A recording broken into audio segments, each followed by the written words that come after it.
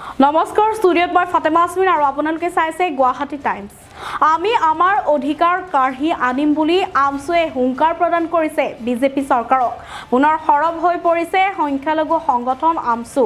আমছুৱে কৈছে যে মুছলমানসকল কেতিয়াও দুৰ্বল নহয়। বিজেপি চৰকাৰে এই কথাটো মনত ৰখা উচিত। আমি আমাৰ অধিকাৰ কাঢ়ি আনিবে, এই মন্তব্য কৰিছে আমছুৱে। আমি চৰকাৰৰ বিৰুদ্ধে যুদ্ধ কৰিবলৈ সাজু আছো বুলি মন্তব্য কৰিছে সংখ্যালঘু সংগঠন আমছুৱে। ৰাজনীতি পিছত প্ৰথমে জাতি জীয়াই থাকিব লাগিব। হিমন্ত চৰকাৰৰ বিৰুদ্ধে যুদ্ধ ঘোষণা আমছুৰ। বিজেপি চৰকাৰৰ বুলডোজাৰ ৰোধ কৰা হ'ব। উচ্ছেদ ৰোধ কৰি কেনেকৈ নিজৰ অধিকাৰ আনিব পৰা যায় তাৰ সিদ্ধান্ত লোৱা হ'ব।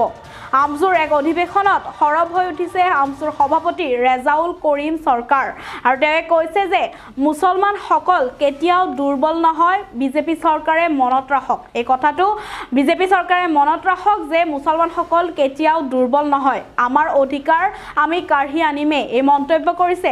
আমি চৰকাৰৰ বিৰুদ্ধে যুদ্ধ কৰিবলৈ সাজু আছো, এই বুলি মন্তব্য কৰিছে সংখ্যালঘু সংগঠন আমছুৱে। আৰু তাৰ পিছত ৰাজনীতিৰ পিছত আৰু প্ৰথমে জাতি জীয়াই থাকিব লাগিব। হিমন্ত চৰকাৰৰ বিৰুদ্ধে যুদ্ধ ঘোষণা কৰিছে আমছুৱে। বিজেপি চৰকাৰৰ বুলডোজাৰ ৰোধ কৰা হ'ব আৰু উচ্ছেদ ৰোধ কৰি কেনেকৈ নিজৰ অধিকাৰ আনিব পৰা যায় তাৰো সিদ্ধান্ত লোৱা হ'ব বুলি মন্তব্য কৰিছে। আমছুৰ অধিৱেশনত এনেদৰে সৰব হৈ উঠা দেখা গ'ল ৰেজাউল কৰিম চৰকাৰক আৰু তেওঁ কৈছে যে মুছলমানসকল কেতিয়াও দুৰ্বল নহয়।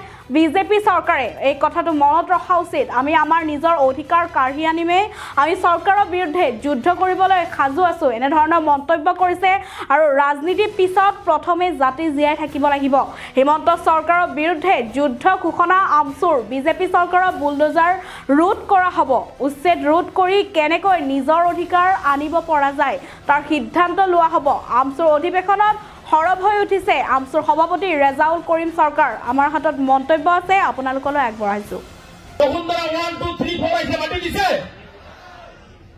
এই যে হিমন্ত বিশ্ব শৰ্মা সংখ্যালঘুৰ মাজতে ভাগ কৰিছে, এইবিলাক মিয়া, এইবিলাক চৰুৱা, এইবিলাক খিলঞ্জীয়া, এইবিলাক বোলে জুলহা। মই এটা কথা স্পষ্টকৈ কৈ লৈছো, মুখ্যমন্ত্ৰী হিমন্ত বিশ্ব শৰ্মাৰ টাৰ্গেট হৈছে সংখ্যালঘু মুছলমানক যদি ভাগ ভাগ কৰি ৰাখিব পাৰে তেনেহলে তেওঁ সফল হ'ব। আৰু সংখ্যালঘু সমাজ যদি একত্ৰিত হয় তেওঁ সফল হ'ব নোৱাৰিব। এই সংখ্যালঘু খিলঞ্জীয়াৰ চাৰ্টিফিকেট দি একো দিয়া নাই। তেওঁৰ টাৰ্গেটটো হৈছে অসমৰ ধৰ্মীয় সংখ্যালঘুসকলক কেনেকৈ অত্যাচাৰ কৰি অসমৰ মানচিত্ৰৰ পৰা শেষ কৰিব পৰা যায় তাৰে টাৰ্গেট হৈছে। কিন্তু মই তেজপুৰৰ ভোজ খোৱা চাপৰিত আপোনালোকক কৈ গৈছো, হিটলাৰেও কিন্তু ইহুদীসকলক মাৰি শেষ কৰিব পৰা নাই। হিমন্ত বিশ্ব শৰ্মা ডাঙৰীয়া, আপুনি যিমানেই চক্ৰান্ত নকৰক কিয় সংখ্যালঘুসকলক আপুনি নিক্ষেপ কৰিব নোৱাৰে। সংখ্যালঘুসকল ভাৰতীয় নাগৰিক, সংখ্যালঘু অসমৰ বাসিন্দা। গতিকে এই সংখ্যালঘু সমাজ আগবাঢ়ি যাবই। গতিকে সংখ্যালঘু সমাজক আপুনি দবাই ৰাখিব নোৱাৰে। সেইকাৰণে মই আপোনালোকক বাৰে বাৰে অনুৰোধ জনাইছো যে আমি কাৰো ওপৰত ভৰসা নকৰি উচিত ওপৰত ভৰসা ৰাখি আমি আগবাঢ়ি যাব লাগিব। এন্ধাৰৰ পিছত এই পোহৰ থাকে, এই কথাটো সংখ্যালঘু সমাজে বুজা উচিত, আমি বুজা উচিত। গতিকে সেইকাৰণে মই আপোনালোকক বিনম্ৰতাৰে আহ্বান জনাইছো যে বহু ঘাট প্ৰতিঘাত আহিব, বহু ঘাট প্ৰতিঘাত আহিব। দুখ লাগে এখন সভা কৰিব আহিছো ইয়াত আৰু দেখিছো এটা বিশেষ ৰাজনৈতিক দলে হিমন্ত বিশ্ব শৰ্মা ডাঙৰীয়াৰ দলে ভয় খাই আজি পঞ্চায়তে পঞ্চায়তে অৰুণোদয় বিলাইব বিচাৰিছে। কিন্তু এটা কথা স্পষ্টকৈ কৈ গৈছো, আপুনি এখন সভা বিফল কৰিব, দুখন সভা বিফল কৰিব। ৯ দুৱাৰৰ সংখ্যালঘু ৰাইজ সংকল্প ল'ব লাগিব ২৬ত ৯ দুৱাৰত সভা কৰিব নিদিয়া মানুহখিনিক উৎখাত সংখ্যালঘু ৰাইজেই কৰিব লাগিব। সংখ্যালঘু ৰাইজেই কৰিব লাগিব। গতিকে আমাক যদি কোনোবাই দুৰ্বল বুলি ভাবিছে ইয়াৰ যোগ্য প্ৰত্যুত্তৰ দিয়াৰ সময় সমাগত। সেইকাৰণে মই আপোনালোকক আহ্বান জনাইছো, আমি কোনো জাতি জনগোষ্ঠীৰ বিৰুদ্ধে নহয়, আমি কাৰো বিৰুদ্ধে নহয়, আমি কাকো বেয়া নাপাওঁ। আমাৰ কথা হৈছে আমি সকলো জাতি জনগোষ্ঠীৰ লগত মিলাই চলিব বিচাৰো, একেলগে চলিব বিচাৰো। নিজৰ মাকক ভাল পাওঁ বুলি আনৰ মাকক আমি কেতিয়াও ঘৃণ নকৰো, আমি সকলোৱে শ্ৰদ্ধা কৰো। গতিকে এই নীতিত আমি চলো। কিন্তু কোনোবাই যদি সংখ্যালঘু জনগণক এনেকুৱা ধৰণৰ সভা সমিতি ভংগ কৰি আমছুৰ আন্দোলন দুৰ্বল বুলি ভাবিছে, দুৰ্বল কৰিব বুলি ভাবিছে, সেইসকলক আজি মই তেজপুৰৰ মাটিত হকিয়াই গৈছো। য'তেই সংখ্যালঘু ৰাইজ ফেক্টৰ হ'ব ততেই এই দলত যিসকলে বাধা দিছে তেওঁলোকক ভেটা দিয়াৰ ব্যৱস্থা গ্ৰহণ কৰা হ'ব। মই সেইকাৰণে বাৰে বাৰে আপোনালোকক কওঁ, জাতি জীয়াই থাকিলে ৰাজনীতি জীয়াই থাকিব। আগতে জাতিটোক জীয়াই ৰাখক, জাতিটো জীয়াই থাকিলেহে আমি সকলোৱে জীয়াই থাকিব পাৰিম, ৰাজনীতি কৰিব পাৰিম।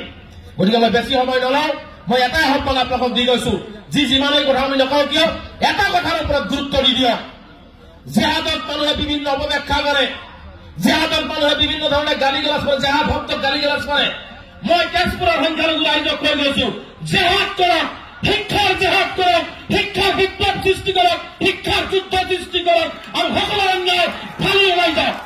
শিক্ষাৰ জেহাদ কৰিব লাগিব আমি। এই শিক্ষাৰ জেহাদ যদি আমি কৰিব নোৱাৰো, জাতি আমি আগবাঢ়ি যাব নোৱাৰো। আমি মুছলমান ধৰ্মত জন্মগ্ৰহণ কৰিছো, আমাৰ ধৰ্মগ্ৰন্থ হৈছে পবিত্ৰ কোৰাণ শ্বৰীফ। কোৰাণৰ প্ৰথম শব্দটো লিখা আছে ইকৰা, পঢ়া। আৰু এই জাতিয়ে ইকৰা আমল কৰিব নোৱাৰাৰ কাৰণে আজি আমি গোলামী থাকিবলগীয়া হৈছে, আজি ঘৃণাৰ পাত্ৰ হবলগীয়া হৈছে। গতিকে ইকৰাৰ মূল্য যদি আমি দিব পাৰো, ইনশাআল্লাহ আমাক কোনো আঙুলিটোৱে কথা কব নোৱাৰে। সেইকাৰণে কৈছো, আপোনালোকে শিক্ষাৰ বিপ্লৱ সৃষ্টি কৰি দিয়ক, শিক্ষাৰ জাগৰণ সৃষ্টি কৰি দিয়ক, ঘৰে ঘৰে শিক্ষা কৰক, তেতিয়াহে আমি ৰক্ষা পাম। লাগিলে এদিন খাব, লাগিলে এসাঁজ খাব মাছ, লাগিলে এসাঁজ দালি খাব, পেটত গামোচা বান্ধি হলেও লৰা ছোৱালীৰ হাতত ইটা ভাটাৰ ইটা তুলি দি, চাহৰ দোকানৰ কাপ তুলি নিদিব, ইটা ভাটাৰ ইটা তুলি নিদিব, হাতত কলম আৰু কাগজ তুলি দিয়ক। কাৰণ মই বিশ্বাস কৰো, পৃথিৱীত কোনো অস্ত্ৰ নাই যি অস্ত্ৰই কাগজ আৰু কলমক ভেদ কৰি ওলাই যাব পাৰিছে। গতিকে সেই কাগজ আৰু কলমৰ জৰিয়তে হিমন্ত বিশ্ব শৰ্মা ডাঙৰীয়াৰ প্ৰত্যেকটো মাদ্ৰাছা ভাঙাৰ জবাব দিয়া হব, প্ৰত্যেকটো উচ্ছেদৰ জবাব দিয়া হব, প্ৰত্যেকটো সংখ্যালঘু ৰাজ্য কৰা অন্যাৰ জবাব দিয়া হব, কাৰ দ্বাৰা দিয়া হব, কলমৰ জৰিয়তে দিয়া হব। সেইকাৰণে লৰাই হওক ছোৱালীয়ে হওক, আপোনালোকে ল'ৰাবিলাক ছোৱালীবিলাকক শিক্ষিত কৰাৰ ব্যৱস্থা গ্ৰহণ কৰক। কাৰণ শিক্ষিত হলেহে আপুনি আত্মমৰ্যাদা বুজি পাব। পৃথিৱী নাথাকিলেও, পৃথিৱীত আপুনি নাথাকিলেও, শিক্ষা যদি আপোনাৰ অন্তৰত থাকে, শিক্ষা যদি আপোনাৰ চেহাৰত থাকে, তেনেহলে আপোনাৰ পৃথিৱীত নাথাকিলেও আপোনাৰ নামটো এই ঘোষ খোৱা চাকৰিত থাকি যাব। কি কাৰণে থাকি যাব?